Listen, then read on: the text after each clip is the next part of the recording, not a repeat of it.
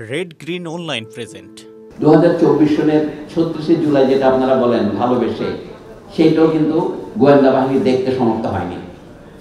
শুধু বাংলাদেশের গোয়েন্দা বাহিনী নয়, বিদেশের গোয়েন্দারাও দেখতে পারেনি। এমনকি বিলেতের গোয়েন্দারাও যে বুঝতে পারে না, বোঝা যায় তার বিলেতের পার্লামেন্টের সদস্যরাও যে সম্প্রতি কি সিদ্ধান্ত দিয়েছিল আবার সেটা প্রত্যাহার করলো। অতএব মানুষ এমন সব ঘটনা আমরা ঘটাতে পারি যেটা আমাদের সার্বভৌম ইচ্ছার বহিঃপ্রকাশ। এই জন্য বলি, জনগণের ইচ্ছায় যদি আইন হয়, জনগণের ইচ্ছায় যদি সরকার গঠন করে, তাহলে আমাদের দেশে গণতন্ত্র হবে। এখন গণতন্ত্রের পথে বাধাগুলি কোথায়? জনগণের ইচ্ছা প্রকাশের পথে পথে যেখানে বাধা আছে সেগুলি চিহ্নিত করা সম্ভব এবং সেগুলি দূর করা সম্ভব। এটি হচ্ছে আমাদের এখন প্রধান কর্তব্য। আমরা যদি ভোটারের বয়স 18 হবে না 17 হবে, এটা আমাদের বড় তর্কের বিষয় নয়। যাদেরকে আমরা ভোটার বলে সাব্যস্ত করি তাদের ভোটটা কার্যকর হবে কিনা, এটা হচ্ছে আসল কথা।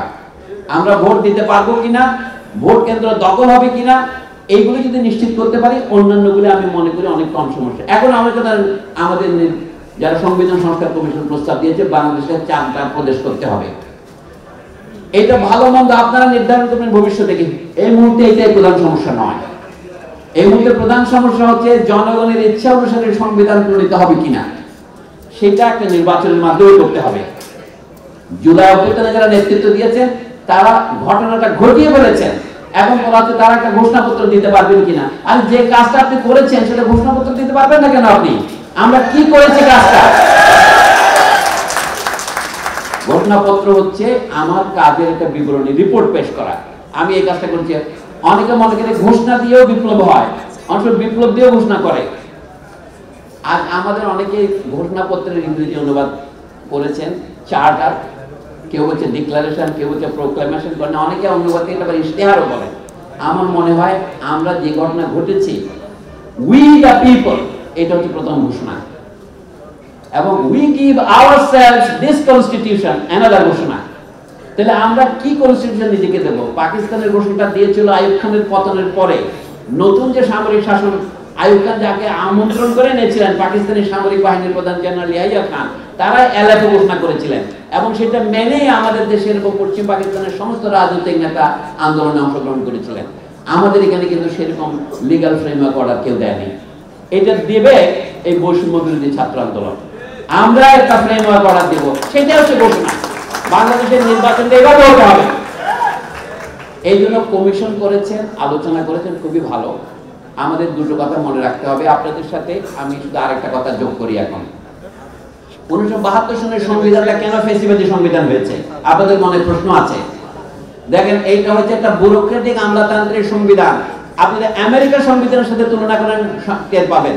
আমেরিকার সংবিধানের মধ্যে মাত্র 7-8টি ধারা আছে, 7টি ধারা। 1 নম্বরে আছে তার কংগ্রেস বা আইনসভা কি করে গঠিত হবে। 2 নম্বর আছে তার প্রেসিডেন্টের কি ক্ষমতা থাকবে, কি ক্ষমতা থাকবে না। 3 নম্বর আছে তার বিচার বিভাগের কি ক্ষমতা থাকবে, কি থাকবে না। এবং এই ক্রমে তারা 7টা ধারা দিয়ে সংবিধান শেষ করেছে। এত ছোট সংবিধান, কিন্তু সেটা এত বছর কার্যকর হলো কিভাবে? সংবিধান লেখার আগে তারা আরেকটা সংবিধান লিখেছিলেন 4 বছর আগে। ওটা বলে আর্টিকেলস অফ কনফেডারেশন। 1783 ইংরেজিতে আমেরিকার 13টি ইউনিয়ন মিলে একত্রিত হওয়ার জন্য তারা একটা সংবিধান করেছিলেন। ওটার নাম ছিল আর্টিকেলস অফ কনফেডারেশন। কিন্তু সেটা কাজ করছিল না। সেখানে প্রদেশের ক্ষমতা বেশি হবে না কেন্দ্রের ক্ষমতা বেশি হবে, এই তর্ক মীমাংসা করতে গিয়ে 1787 সনে 4 বছর পরে তারা বর্তমান সংবিধানটা গ্রহণ করে। কিন্তু এটা গ্রহণ করার পরে তারা দেখলো কি জনগণের অধিকার কথাটা কোথাও লেখা হয় নাই। লক্ষ্য করেন, 4 বছর পরে 1791 সনে আমেরিকার যারা সংবিধান প্রণয়ন করেছিলেন তারা বলে, হায় হায়, একটা জিনিস আমরা ভুলে গেছি। যে জনগণের নামে আমরা এই সংবিধান লিখলাম, সেই জনগণের আর কি অধিকার আছে যেটা আমাদের চেয়েও বেশি, সেটা আমাদের আনতে হবে। সেটা হলো বাক স্বাধীনতা, সংবাদপত্রের স্বাধীনতা, ব্যক্তি স্বাধীনতা। এগুলি 10টা অধিকার তারা লিখলেন বিল অফ রাইটস, অধিকারের সনদ নামে। সেটা আমেরিকান সংবিধানের অঙ্গাঙ্গী অঙ্ক হয়েছে। যে কোনো মানুষ তার রাজনৈতিক মত প্রকাশের স্বাধীনতা ভোগ করবেন। মত প্রকাশের জন্য তাকে কোনো রকমের নির্যাতন করা যাবে না। আরো বহু রকমের আছে। এইগুলির নাম হচ্ছে বিল অফ রাইটস। এখন আধুনিক কালে গত 250 বছরে আমাদের কি অভিজ্ঞতা হয়েছে? আমি এটা দিয়ে বলছি, আমাদের 2 ধরনের অধিকারের কথা এখন সংবিধানে স্বীকৃত হয়েছে সারা পৃথিবীতে। জাতিসংঘ 1948 সনে মানবাধিকারের সার্বজনীন ঘোষণা দিয়েছে। সেই ঘোষণার অনুবলে 18 বছর পরে তারা 2টো আইন করেছেন।